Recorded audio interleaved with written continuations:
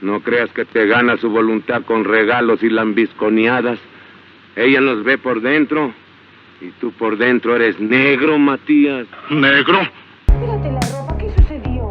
¿Qué sucedió? ¿Qué sucedió? La otra toma puede estar allí al fondo.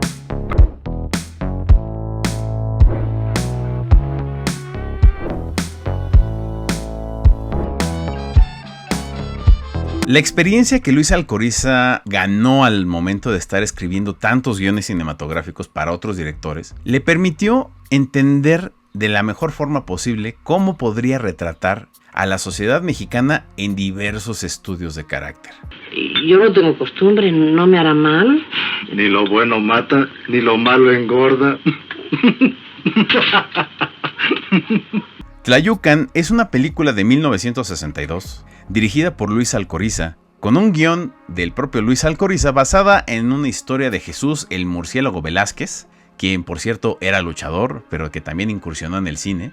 Y es una película protagonizada por Jorge Martínez de Hoyos en uno de esos papeles que tú dices, ah, canijo, sin bigote ya eres otra persona. Manuel Dondé, Yolanda Ortiz, Dolores Camarillo alias La Fraustita, Eric del Castillo en una de sus primeras películas, Noé Murayama en una de sus más memorables actuaciones, Anita Blanch, Andrés Soler, Norma Angélica y Julio Aldama, quien en ese entonces era uno de los mejores actores del momento en México.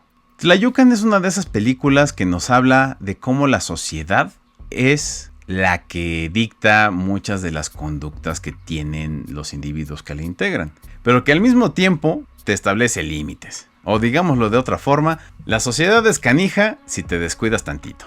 Y esto es algo que Luis Alcoriza explora de una manera tan sutil y tan directa que pareciera que es una película costumbrista donde no pasa nada cuando está pasando todo.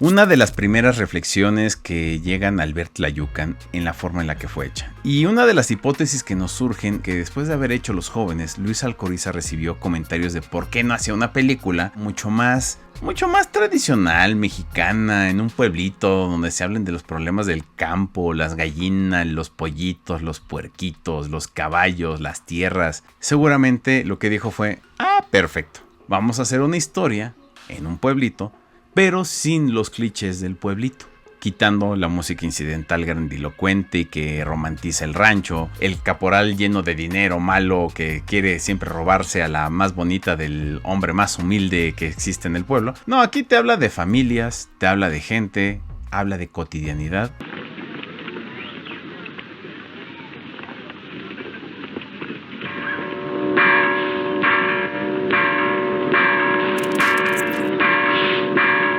Tenemos que hablar de un concepto muy importante y que tal vez nosotros lo estamos nombrando de esta forma, pero puede tener otro nombre si lo investigan en la literatura amplia que existe sobre los estudios de los géneros cinematográficos, y es el cine local. Y por cine local no nos referimos al cineclub y donde vas a hablar con otras personas más sobre ti que sobre la película de la que estás hablando. No.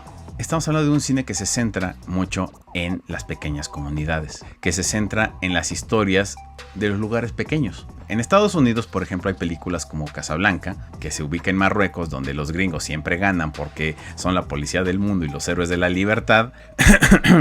Sí, claro.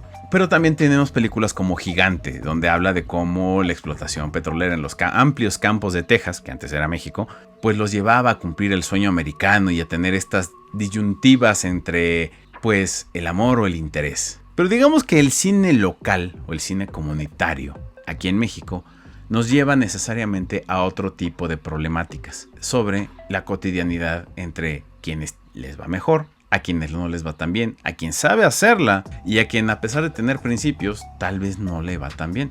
Pero también va a hablar de cómo ciertos factores que rodean a esa comunidad, este fantasma invisible, que en este caso y en el tema de esta película en específico es la religión y es la fe, tiene como un hilo conductor la forma en la que la gente siempre termina mostrando una cara, pero actuando con otra. Es que no puedo, padre, no puedo. Me han manchado a mí también. No he podido pegar ojo en toda la noche. Y por más que rezo y trato de pensar Una de las diferencias que podemos encontrar con respecto a otras películas que podrían ser similares a Tlayucan, o inclusive precedentes de la época de oro, es la presencia del comisario, de la autoridad, de la policía.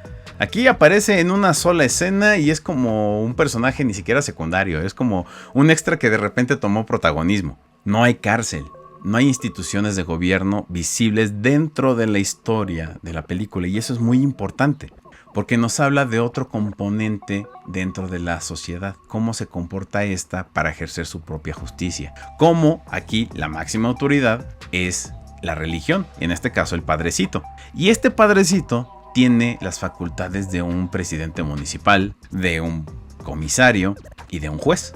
Es importante ver cómo la ausencia del Estado en esta película nos habla de otro tipo de usos y costumbres que son mucho más presentes en nuestra sociedad, o por lo menos lo fueron durante mucho tiempo.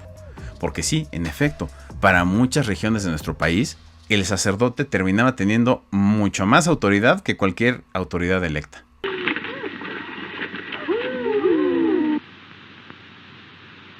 Isn't that sweet? Take a picture, George. Para nuestros tiempos, una comedia o una cinecomedia puede ser pues una película que te busca sacar risas con punchlines y con gags a cada 5 minutos. Pero para entender una película mucho más artística y que sea una comedia, también tenemos que entender el principio del absurdo. Es algo que Luis Alcoriza entendió perfectamente para poderlo plasmar dentro de esta historia. Es un absurdo que la fe se convierta en la principal guía de toda una sociedad. Una fe ciega, para decirlo de una forma mucho más directa. Tanto así que esa misma fe ciega provoca que nuestro personaje principal pues termine cometiendo un delito aunque él no quisiera, ¿no? Y para él no era un delito porque pues es que para él fue un milagro, porque pues ella, la virgencita, se le iluminó toda a él en su presencia, ¿verdad? Cuando vemos que la intervención gringa pues jugó un papel muy importante dentro de esta revelación religiosa, pero que al mismo tiempo se ve en todo el ritualismo que viven las personas de esta comunidad conocida como Tlayucan, porque la devoción que le tienen a Santa Lucía llega a rozar el ridículo.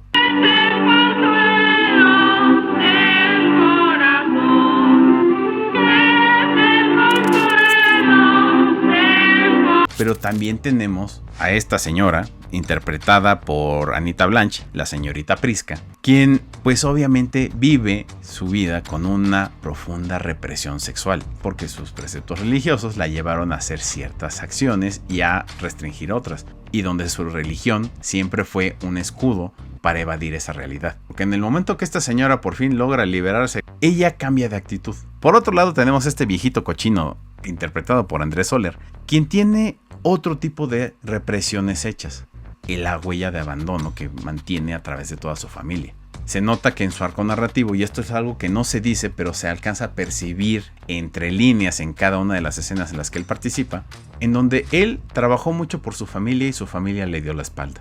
Esa huella de abandono le hace sentir un desprecio por la sociedad, y ese desprecio por la sociedad solamente se ve menguado cuando ve el sufrimiento de alguien más. Pero en vez de verse piadoso, mantiene su propia actitud para describir y actuar haciendo lo correcto muy a regañadientes. Y esto también póngalo entre comillas. ¿Qué nos dicen estos dos personajes acerca de esta doble moral? La doble moral no es simplemente ser hipócrita y por el otro lado anda pegando la puñalada, sino que también a la inversa. Gente que pareciera que es sumamente amargada, sumamente mala o despreciable, también tiene un lado moral que les limita, y que actos de mucha nobleza no necesitan un momento catártico como se describe en otro tipo de historias como las gringas.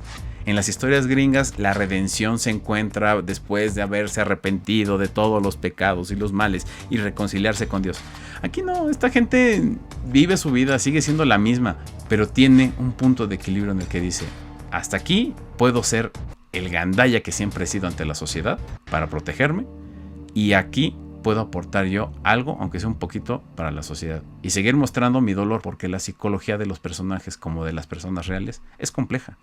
Ya estoy hasta el copete de tanto relajo, tanta chilladera y de oír a todas horas los gritos de esta vieja. Yo no aguanto más, no. Una de las cosas que más llaman la atención en Tlayucan y que se le aplauden, y por eso decimos que tiene mucha influencia de las vanguardias cinematográficas europeas, cómo renuncia voluntariamente al utilizar música incidental. Las escenas más importantes de esta película no tienen estos innuendos o estos increscendos que hablan de suspenso, de angustia, de estridencia. Nos hablan de un naturalismo bastante cautivador, por decirlo así. Porque muchas veces la música incidental ya te está guiando lo que tienes que pensar y sentir y de lo que va a pasar en la historia. Así nos acostumbraron, sobre todo en la época de oro del cine mexicano. Es un refuerzo válido. Parte del revolucionar el cine es subvertir las formas, cambiar el sistema narrativo, construir escenas sin necesidad de música, nos lleva a entender con mayor profundidad cómo es que estos personajes están confrontando sus propias crisis.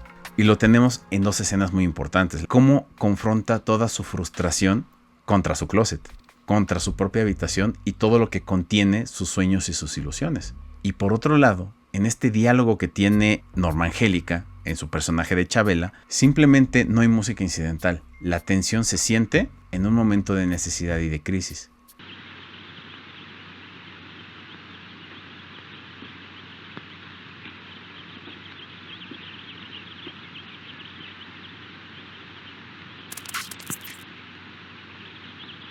Tenemos que pensar local para poder cambiar de forma global.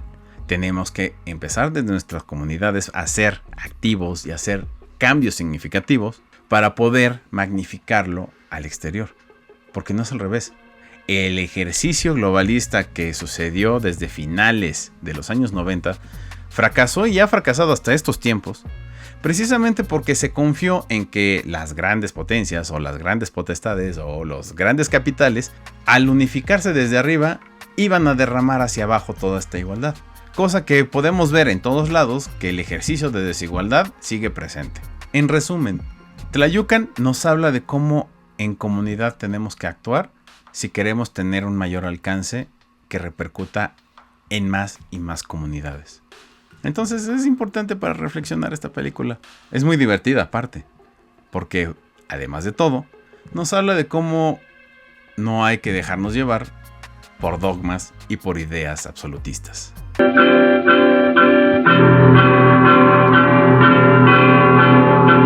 Y ya que hablamos de comunidades y del poder, de la religión y de la condición humana acerca del poder, vamos con una de las mejores películas de Ismael Rodríguez en toda su carrera.